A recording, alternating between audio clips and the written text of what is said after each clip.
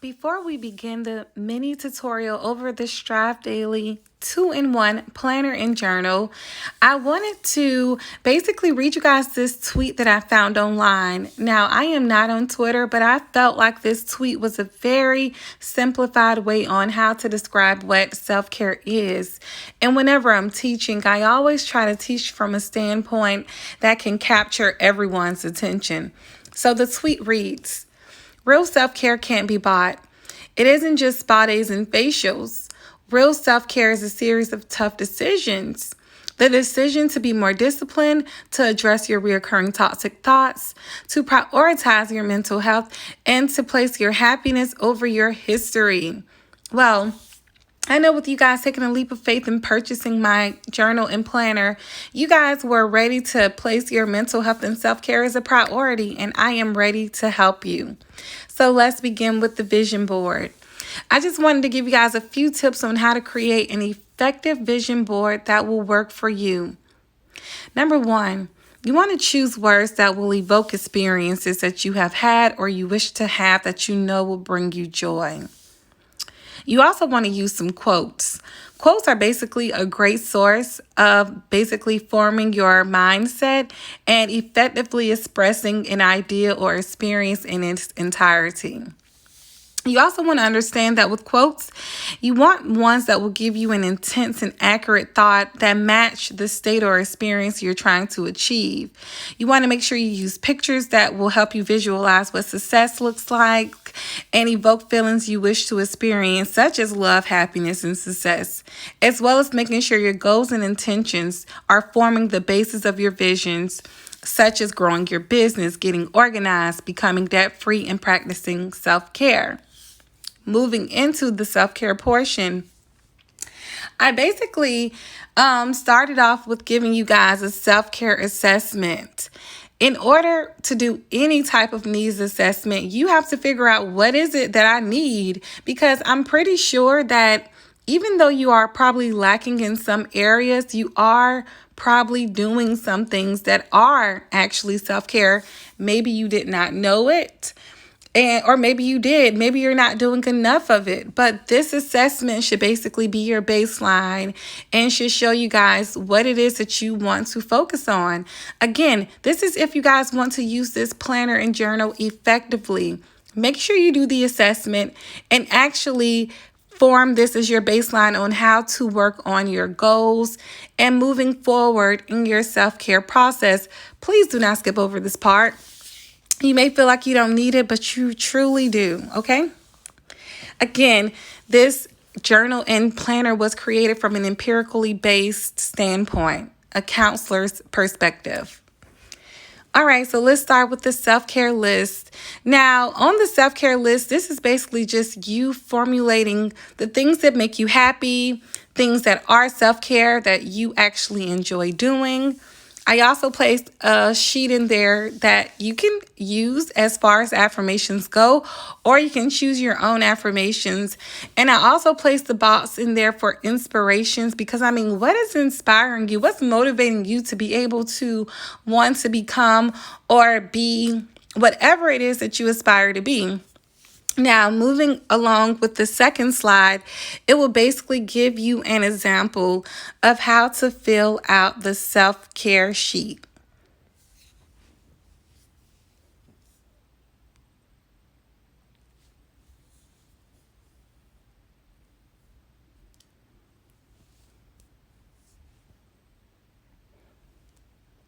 Now, as you can see, again, this is just an example. You do not have to use this, but the name I put was love, because I just embody love and I just love it.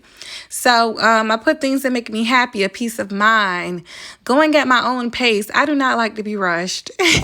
Self-improvement. I am constantly trying to learn more, gaining more time.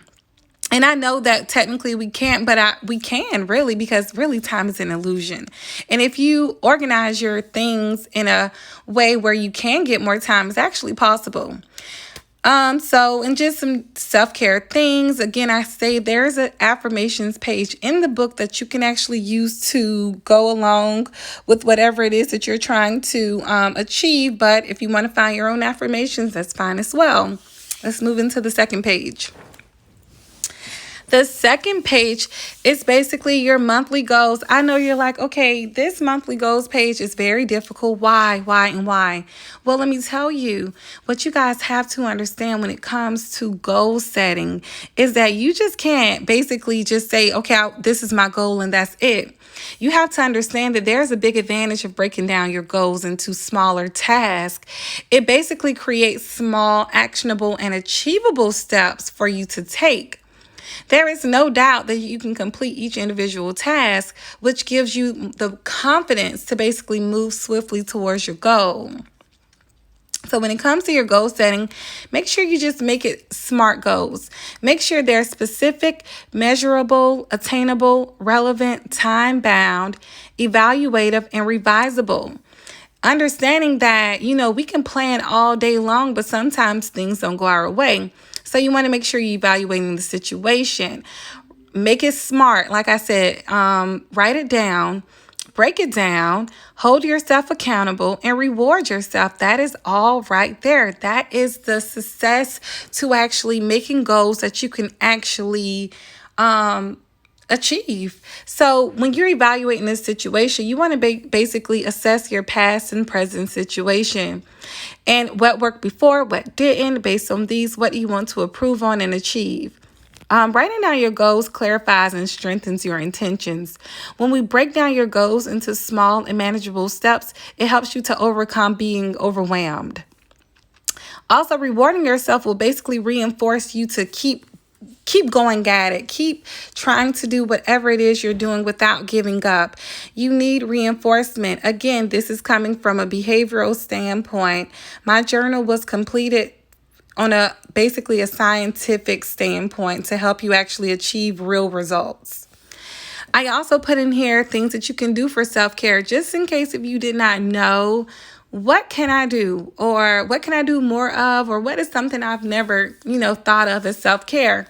I gave you guys basically a different list for every category, because when it comes to self-care, you want to make sure that you are experiencing it from the whole person, the whole view, because we can be spiritually fed, but we can be physically drained. We can be emotionally healthy, but physically drained once again. I mean, we basically need every part of us. We need our whole cup being filled. How about that?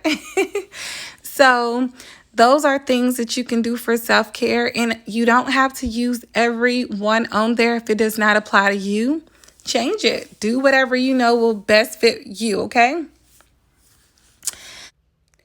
Now that we've talked about, your self-care list and the possible self-care things that you can do, we move into the map it out self-care plan. Now, this is where you actually put your action into play. I also made sure I put in the directions that you will discuss this with someone so we can make sure that you remain accountable. Because it's like we can talk about all of the possible ideas and things that we want to do, but it does not matter until we actually put it into play. Some things that you can do for self-care, again, are just things that basically will recharge you and will basically take care of you in a way that will be mentally, physically, emotionally, and spiritually healthy. This part should be the easy part, but the hard part is actually doing it. Like the Nike logo, it just says, just do it. You just got to do it. The next slide is the ABC Stress Management Worksheet. Now, I know that this sheet is definitely one that you're like, what is this? Well, to explain this sheet in a more simple way, I know that I put A is for antecedent. Let me tell you what I want you to think of your antecedent as. It is basically the activating event. This is the thing that triggers you, that can cause you potential stress. When it comes to the B, that's your behavior, the thing that you actually do. Or another way you can see it as your belief, the way that you perceived a certain situation and it caused you to act a certain way. C is your consequences. Again, the emotion that you felt, the feeling or thing that you did in response to the activating event. Okay, now this is definitely from an applied behavior analysis view. In my undergrad, that is what I studied. This is the study of human behavior. You basically observe behaviors that can predict future outcomes. This sheet is basically teaching you guys how to track things that are causing you stress. And not only just stress, but things that also cause you joy. Either you want to do less of this or you want to do more of it. But once you figure out what it is and what it makes you feel like when this particular thing happens to you, you can learn to either do something better or do more of it, or you can stop doing it altogether and find a replacement behavior. Now, on the next slide that will be coming up, this will basically break down just a brief scenario of what I'm speaking about, okay? Again, this is for people who have problems with anxiety. When you worry a lot, like basically we can actually track what it is that worries you, what particular thing ignites that worrying factor or that anger. If you have anger issues, what causes you to explode? If you are a person who run away from your problems, what is it that makes you run away whenever you're faced with it? That is what this sheet is for. Here's the example that I use for this sheet. So basically, the activating event was a delayed train. I mean, I know many people don't ride trains anymore, but hey, I just was trying to keep it as simple as possible. So maybe you're a person who don't like to wait on things and waiting just drives you crazy. Well, your behavior is you start to speak negatively about the whole situation altogether. You're talking trash. You're just basically like, the trains are always late. Incompetent people work here, etc., etc. I don't know, but you're just making the whole situation negative. And the consequence is you are feeling angry, you're stressed, you're in a bad mood. This is the sheet that will teach you guys how to overcome any type of negative feelings and to replace these negative feelings with positive ones. I hope this helped you guys. Thank you very much.